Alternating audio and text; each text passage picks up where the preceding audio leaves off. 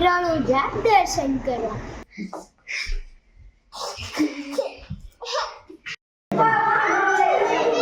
ચણિયા ચોળી ભાડે નથી આપવાની. જય શ્રી રામ ને જય માતાજી બધાને. હવે અમે જઈએ છીએ રણુજા અને જેસલમેર. મારા પપ્પાના ખાસ મિત્રને અમે લેવા જઈ રહ્યા છીએ, કારણ કે એ પણ અમારી સાથે આવવાના છે. તો અમે આ એમના ફ્લેટમાં પહોંચી ગયા.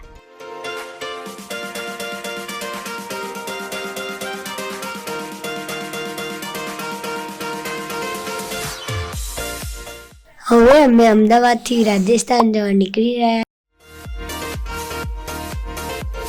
હવે અમે હાઈવે પર ચડી ગયા છીએ. હવે અમે અહીંથી જઈશું બુલેટ બાબાના મંદિરે ને તેમની હું સ્ટોરી કહું.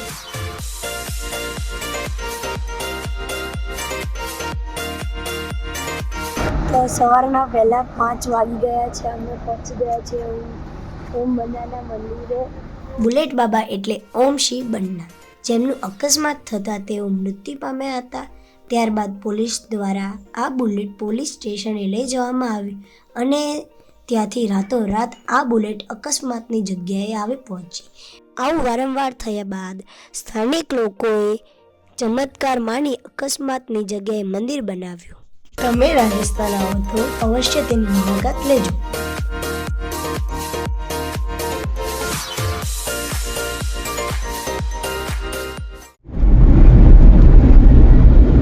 મોઢું ધોયેલું ને વિડિયો ઉતારે. નાયેલા જ કોણ છે? વંશિકા બેન ચશ્મામાં દેખાડ નહીં લાગતું. એને પપ્પાને ધોતી લાગે છે. ગાડીમાં ખબર પડી યાર. આ બ્લોગમાં આવશો તું? બ્લોગમાં આવીશ.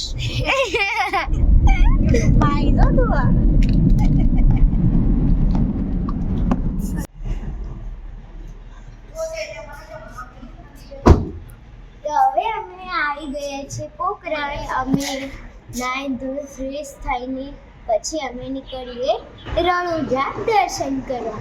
આ અમારો છે પોખરાનો.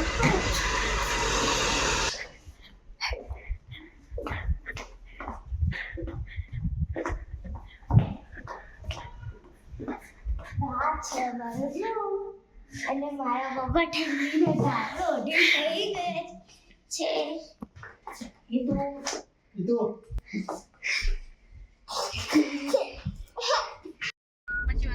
ચાલો અમે બધા નાઈ ધોઈને તૈયાર થઈને જઈ રહ્યા છે રણુજા મંદિરે દર્શન કરવા.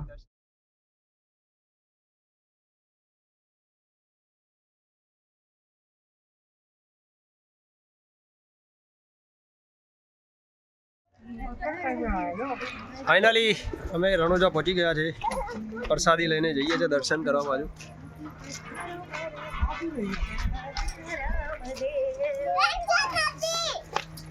અમારી બ્લોગર તો જય બાવારી. નદી છે જો બોટ ચાલે.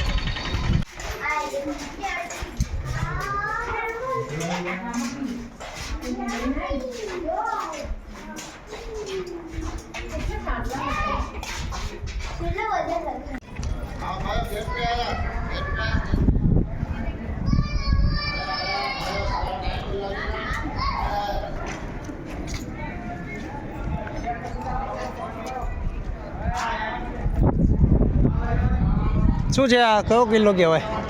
કોઈ ગાઈડ તો આવ કરો યાર. લાલ કિલ્લો લાલ તો લાલ દરવાજા જેવું લાગે છે. પોખરણ કિલ્લાનું નામ આનો રાજા કોણ હતો? રાણી કઈ હતી? ઈશિકા રાણી. હા તો ભાઈ શિલ્પા રાણી બી છે.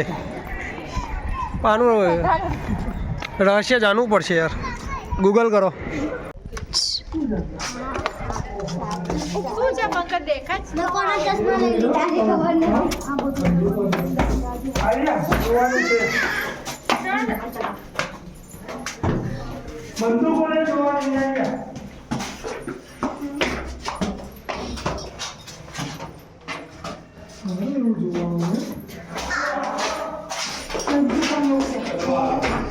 જૂના જમાનાની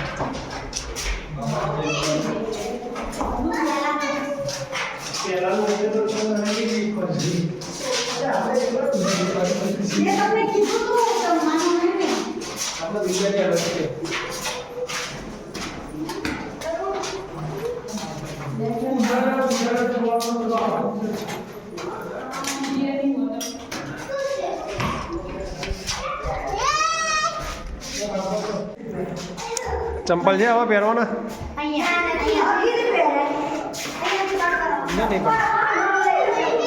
ચણિયા ચોળી ભાડે નથી આપવાની. આ ગલ્લો છે.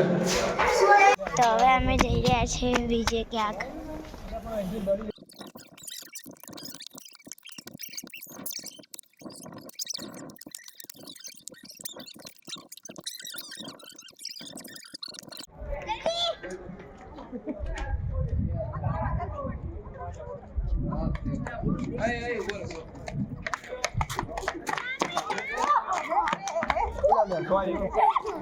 ફરી ચડો બધા જાઓ.